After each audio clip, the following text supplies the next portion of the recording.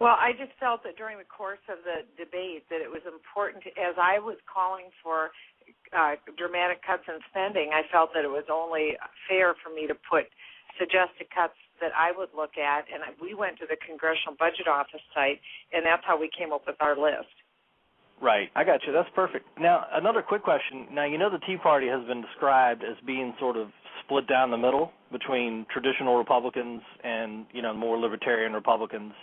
A lot of folks say, that you have the Sarah Palin Tea Party and the Ron Paul Tea Party.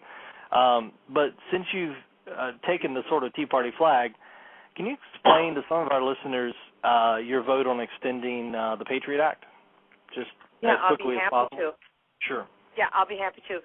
This was not a reauthorization of the Patriot Act. It was only temporary, and there's only two provisions in the Patriot Act and one provision in the Intel Act. The reason why I voted for it is because there has never been any constitutional challenge to these provisions. They all provide full due process rights to American citizens. They are not a violation of our Fourth Amendment right to be protected against unreasonable search and seizure by our government, and we need them in the short term. We have a very different war, a very different enemy, and technology has changed dramatically. And because of those three things, we need to have these new tools that are necessary to be able to go after terrorists. I'll give you one example. We used to have telephones that were attached to the wall. Today, as you know, everyone has little cell phones. Well, a terrorist will buy up 1,000 Go phones. They'll use one phone, throw it away, pick up another phone, use it.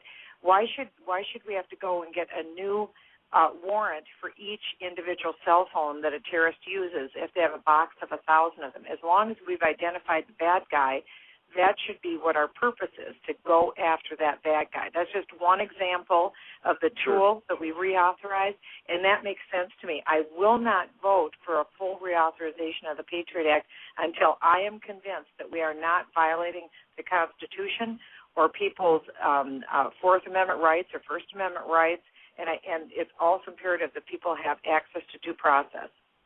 Right. That's great. Now, do you feel like, just kind of following up on that real quick, do you feel like some of those violations might have happened over the last 10 years, or do you feel like that's been sort of overblown, or what are your thoughts on it? I would have to study that more, but from what I was able to, the information that I have been given so far is we don't have a big list of people who have had their rights violated, and that'll be a part, when we go through this process of reauthorizing the Patriot Act, those questions will have to be addressed and answered. Sure, absolutely. Now, one last thing. I want to go back to that $105 billion that's been stolen from us. So can you explain what that means? In other words, it was allocated, or it was funded, and so it can't be taken back, or it has to be. How do we get that money back? Yeah, this is very strange, because during the entire course of the Obamacare debate, what we were talking about is authorizing the creation of a new entitlement, which is Obamacare. So that's what the debate was about. The way that Congress does things, we create something like Obamacare, we authorize it, in other words, and then we pass a second bill that funds it. The second bill is an appropriation bill. Well, no one remembers before when we've had an authorization bill and we funded it at the same time. It's like Congress had passed a law that says we're going to buy a ticket so that everyone can go to Disney World in the United States. Then in the next bill, the appropriation bill, that's when we would buy those tickets and hand them out to everyone. Well, what happened in this bill, which no one knew, is that Nancy Pelosi, Harry Reid, and Barack Obama put both the funding and the creating of the program in the same bill.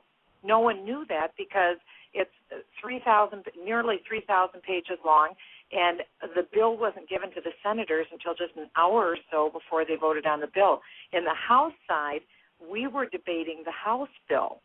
Then just about a week before we voted, Nancy Pelosi decided we're going to do the Senate bill. Well, you can get all this information on my website.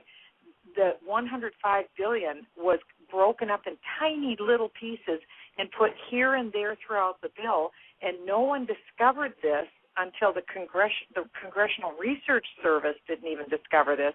The Congressional Budget Office didn't even have the final read on this. The Congressional Budget Office that looks at the economics of a bill didn't even know this until May after the bill had passed.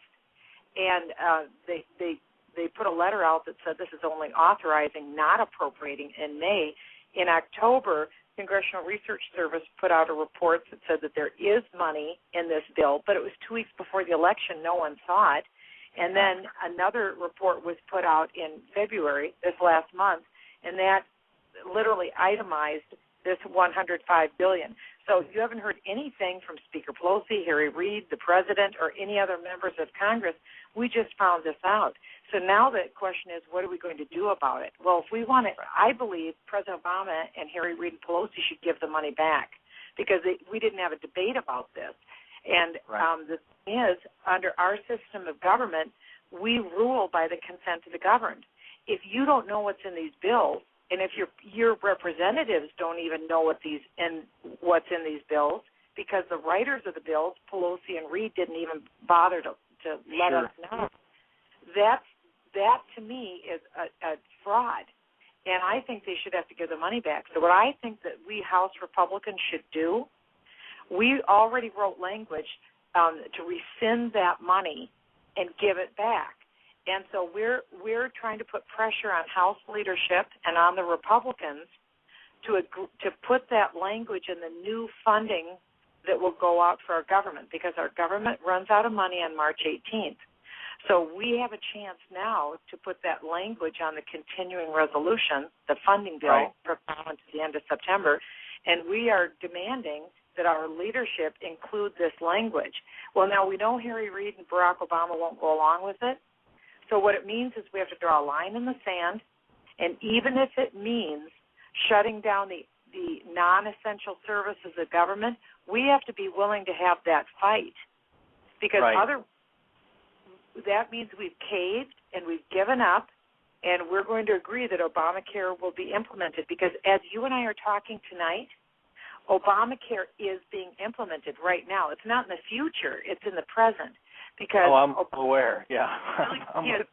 He already has $11 billion, and he's already written over 6,000 rules and regulations. So this isn't future. This is present. They're spending the money today. They're spending it faster than we can earn it to implement socialized medicine in the United States of America. And we have an opportunity to kill it and get it back, but we've got to fight. And that's why we need your listeners to contact their member of Congress and the Senate and tell them to fight. Don't vote for one more cent of government spending until Obama gives back that $105 billion. Absolutely. One quick question, and I know you have to go. That $430 billion deal that you came up, that's a bill that you've created on the House side, or those are suggested items that are on my website. And I encourage people to go to Michele Bachmann, my Facebook site. Go to my Facebook, and you can get all that information. And you can also get more information on this $105 billion on Obamacare. If you make it a bill, we'll call everybody we know to make sure that Speaker Boehner gets it to the front of the docket. How about that? Well, please call now. Tell your people to call absolutely. now. Okay. Hey, thank Congressman, you. Thanks so much for coming on, and we appreciate having you, and we enjoyed it. Enjoy your night. I did too. Thank you very much. We'll do it again soon. Bye. Thanks. Take care. Congresswoman Michele Bachmann from Minnesota. A quick chat about the $105 billion in the health care bill, and a few other things about the Tea Party Caucus. I really enjoyed it. It was a good chat.